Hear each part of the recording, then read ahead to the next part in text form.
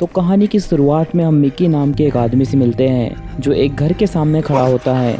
तभी अचानक बेन नाम का एक और शख्स तेजी से घर की तरफ भागते हुए आता है और घबराते हुए गाली देकर चिल्लाता है, वो लोग आ रहे हैं। मिकी उसे भागते हुए देखकर बिना देरी करे उसके साथ भागने लगता है। यहीं पर हमें इस खौफनाक सच्चाई के बारे में पता चलता है कि दुनिया के ज्यादातर लोग अब ज़ॉम्बी बन चुके हैं और केवल मुट्ठी भर इंसान ही अब जिंदा बचे हैं, जिनमें मिकी और बेन भी शामिल हैं। बेन और मिकी पहले से बेसबॉल खिलाड़ी थे, लेकिन इस नई दुनिया में उन्हें अपने तरीके बनाने पड़ते हैं। बेन अब इस माहौल में अपने आप को पूरी तरह ढाल चुका है। वो लगातार अपनी जगह बदलते रहते हैं और ज़ॉम्बीज़ का सामना करते हुए बिना झिझक के उन्हें मार देते हैं। दूसरी तरफ मिकी बेन से बिल्कुल अलग है। वो इस तबाही के बीच एक जगह रुककर शांति से जीना चाहता है। मिकी ज्यादातर टाइम गाने सुनते रहता है और उसने आज तक एक भी ज़ॉम्बी को अपने हाथों से नहीं मारा है। फिर भी किसी तरह दोनों एक साथ इस खतरनाक माहौल में एक दूसरे का साथ निभाते हुए जिंदा है। अपनी जिंदगी बचाने के लिए ये दोनों लोग अलग अलग घरों में जाते हैं और वहां से जो भी जरूरी चीजें मिलती उन्हें लेकर आगे बढ़ते हैं। पर इस सफर के दौरान इन्हें एक गाड़ी दिखाई देती है जिसके अंदर एक ज़ॉम्बी लड़की बैठी हुई थी। वो दोनों देखकर उनकी तरफ बढ़ते हैं, लेकिन बेन तुरंत उसे मार देता है। फिर वो गाड़ी स्टार्ट करता है और देखता है कि गाड़ी पूरी तरह सही सलामत है। वो दोनों काफी ज्यादा खुश हो जाते हैं क्योंकि वो कई दिनों से लगातार पैदल चल रहे थे। इसके बाद मिकी अपने पुराने दिनों को याद करता है और उनमें खो जाता है। इसके बाद वो दोनों मिकी के गर्लफ्रेंड के घर पर पहुंचते हैं जो अब इस दुनिया में शायद नहीं रही। मिकी उसके कमरे में जाता है और पुरानी यादों को ताजा करता है। वो उसकी फोटो को देखने लगता है और उसके साथ बिताए हुए पलों को याद करने लगता है और फूट फूट कर रोने लगता है। दूसरी तरफ बेन घर में जरूरी सामान तलाश रहा होता है। उसे 2 वॉकी टॉकी, एक पेट्रोल कैन और एक चेयर मिलती है जिन्हें वो संभाल कर रख लेता है और साथ ही उन्हें टूथपेस्ट भी दिखाई देता है। इन दोनों ने काफी लंबे समय से ब्रश नहीं किया था। यहाँ टूथपेस्ट मिलने के बाद वो अच्छी तरह अपना ब्रश करते हैं। इसके बाद वो दोनों फैसला करते हैं कि कुछ वक्त तो वो इसी घर में गुजारेंगे। इस दौरान मिकी बेन से कहता है कि क्यों ना हम यहीं रुक जाएं और आगे भागने की जरूरत क्या है, लेकिन बेन उसे मना करता है और याद दिलाता है कि क्या तुम्हें याद नहीं कि कैसे हम दोनों 3 महीने तक एक ही घर में फंसे रहे थे जब ज़ॉम्बीज़ ने हमें चारों तरफ से घेर लिया था। कहानी यहाँ से आगे बढ़ती है और खतरनाक मोड़ लेती है क्योंकि जिंदा रहने के लिए उन्हें बहुत कुछ सेक्रीफाइस करना होता है। इसके बाद बेन मिकी को बताता है कि तुम कुछ देर के लिए अपने हेडफोन्स को आराम दो और अपने हेडफोन्स को उतार दो क्योंकि अगर पीछे से कोई ज़ॉम्बी आया तो तुम्हें उसकी आवाज सुनाई नहीं देंगी। मिकी उसकी बात मानकर हेडफोन को उतार देता है। जिसके बाद मिकी वॉकी टॉकी में बैटरी डालकर चेक करता है तो उसमें एक फ्रीक्वेंसी पर एक लड़का और लड़की बातें कर रहे थे जिसमें लड़की का नाम एनी होता है। यहाँ मिकी उन दोनों से बातें करने की कोशिश करता है। मिकी कहता है कि हम 2 लोग हैं इसलिए तुम हमें भी साथ ले लो, पर वो आदमी बोलता है कि यहाँ पहले से काफी लोग मौजूद हैं तो तुम्हारे लिए यहाँ पर कोई भी जगह नहीं है। साथ ही वो मिकी से कहता है कि आज के बाद मुझसे कांटेक्ट करने की बिल्कुल भी कोशिश मत करना। साथ ही वो एमी को भी धमकाता है कि इन दोनों से बात मत करना। अगर तुमने इनसे बात की तो मैं तुम्हारे साथ क्या करूंगा तुम सोच भी नहीं सकती। यहाँ मिकी अपनी बात को बेन को बताते हुए उससे कहता है कि वो आदमी कह रहा था कि वो दोनों लोग पहले से ही काफी ज्यादा है, मतलब कि वो आसपास किसी न किसी जगह पर रुके होंगे जिन्हें मैं किसी भी कीमत पर ढूंढना चाहता हूँ। यहाँ बेन के लाख समझाने के बावजूद मिकी नहीं मानता और दोनों रास्ते में पड़ने वाले हर घर को तलाशने लगते हैं, जिसमें से एक घर का दरवाजा तोड़ने पर उन्हें 2 ज़ॉम्बीज़ दिखाई देते हैं जिन्हें देखकर बेन मिकी पर काफी ज्यादा गुस्सा करते हुए उन ज़ॉम्बीज़ को बहुत बुरी तरह मार देता है। इसके बाद अगले दिन बेन एक झरने को देखकर उसमें नहाने के लिए जाता है। इस दौरान मिकी गाड़ी में सो रहा था। तभी वहां पर एक ज़ॉम्बी लड़की आकर कार के शीशे से अपना हाथ डालकर मिकी को पकड़ने की कोशिश करती है, लेकिन सही वक्त पर बेन वहां पहुंचकर उस ज़ॉम्बी को मार देता है। जिसके बाद दोनों हमेशा की तरह किसी स्कूल में तो कभी किसी घर में जाना जारी रखते हैं, मगर इन्हें कहीं भी कुछ नहीं मिलता। हालांकि जल्द ही ये लोग एक घर में पहुंचते हैं जिसे देखने के बाद बेन जिद करने लगता है कि हमें आज रात यहीं रुकना चाहिए और इस बार बेन उसकी बात मान लेता है। इसी दौरान मिकी एक बार फिर से एनी से बात करने की कोशिश करता है। वो मिकी की आवाज़ सुनकर उससे कहती है कि मैं तुमसे बात नहीं कर सकती क्योंकि अगर उसने मुझे पकड़ लिया तो वो मेरे साथ क्या करेगा तुम सोच भी नहीं सकते, इसलिए प्लीज तुम मुझसे बात मत करो। दूसरी तरफ बेन गाने सुनते हुए अकेले काफी ज्यादा मजे ले रहा था। जिसके बाद वो बाहर जाता है तो वहां पर उसे ज़ॉम्बी दिखाई देता है। उसे किसी ने पेड़ से बांधा हुआ था। मिकी ज़ॉम्बी से कुछ देर बातें करता है और जब उसका मन भर जाता है तो वह ज़ॉम्बी को ले जाकर मिकी के कमरे में छोड़ देता है। यहाँ बेन ने बाहर से दरवाज़ा लगा दिया था ताकि उसे खोलकर मिकी बाहर ना आ सके। कुछ देर बाद जब बेन दरवाज़ा खोलकर देखता है तो वो अपने सामने मिकी को ज़ॉम्बी के खून से रंगा हुआ पाता है और उसे देखकर बेन हंसते हुए कहता है कि बधाई हो, तुमने आज अपना पहला ज़ॉम्बी का शिकार किया है। मतलब कि ये बेन का मजाक था। इसके बाद मिकी एकदम से भड़क जाता है और बेन को मारते हुए वहाँ से रोते हुए भाग जाता है, जिसे देखकर बेन भी उसके पीछे जाता है और रोते हुए मिकी उससे एनी के बारे में बात करता है और कहता है कि उसने मुझसे बातें करने से मना कर दिया। इसके बाद अगले कुछ दिनों तक वो लोग इसी तरह घूमते रहते हैं, जिस दौरान इन्हें सड़क पर एक गाड़ी खड़ी हुई दिखाई देती है, जिसके बोनट पर हाथ रखकर मिकी बेन से कहता है कि ये गाड़ी अभी भी गर्म है, मतलब कि इसे कोई चला रहा था और वो यहीं कहीं आसपास होना चाहिए।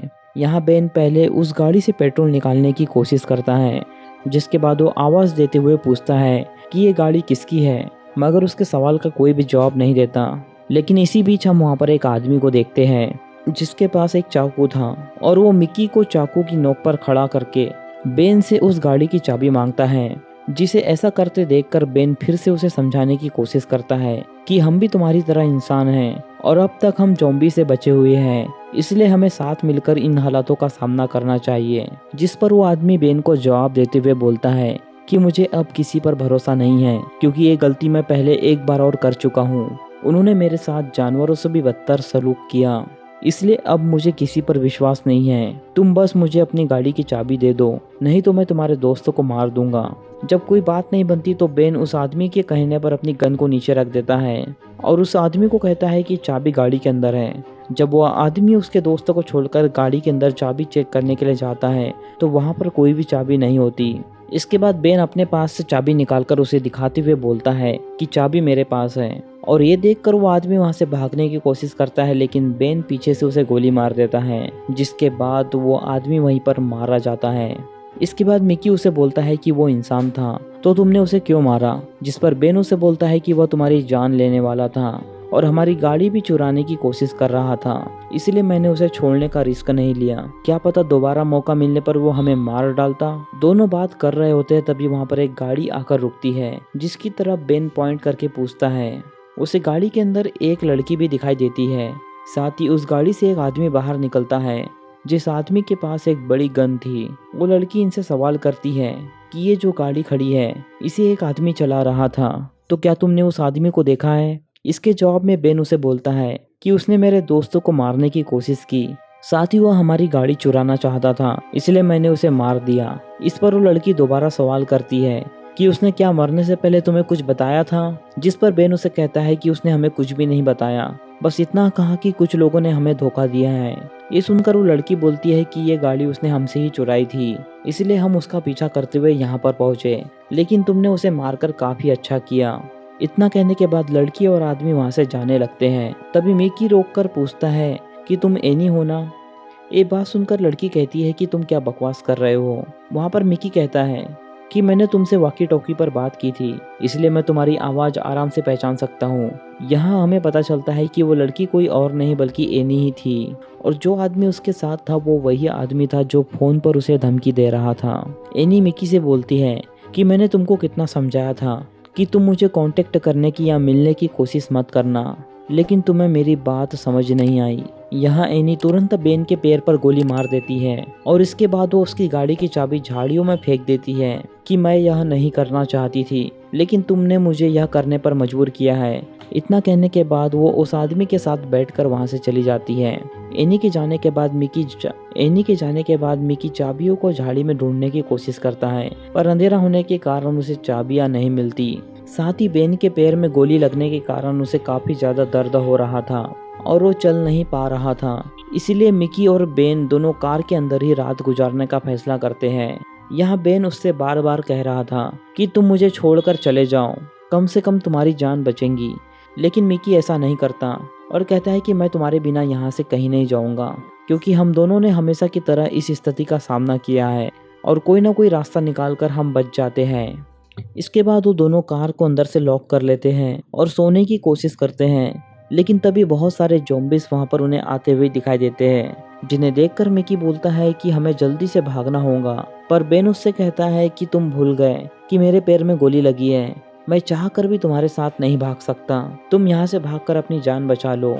लेकिन मिकी इस बात को नहीं मानता।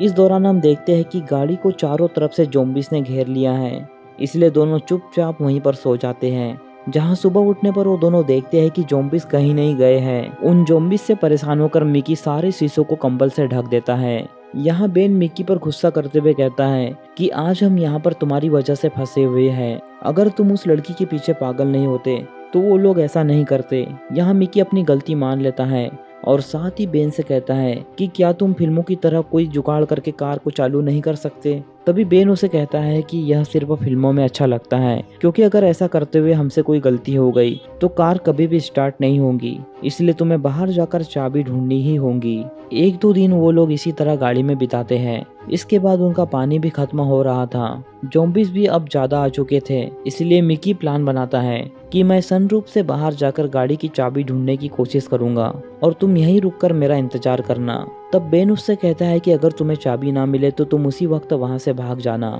मेरे लिए वापस मत आना। इस पर मिकी बोलता है कि तुम्हारे अलावा मेरा कोई नहीं है, इसलिए मैं जरूर वापस आऊंगा।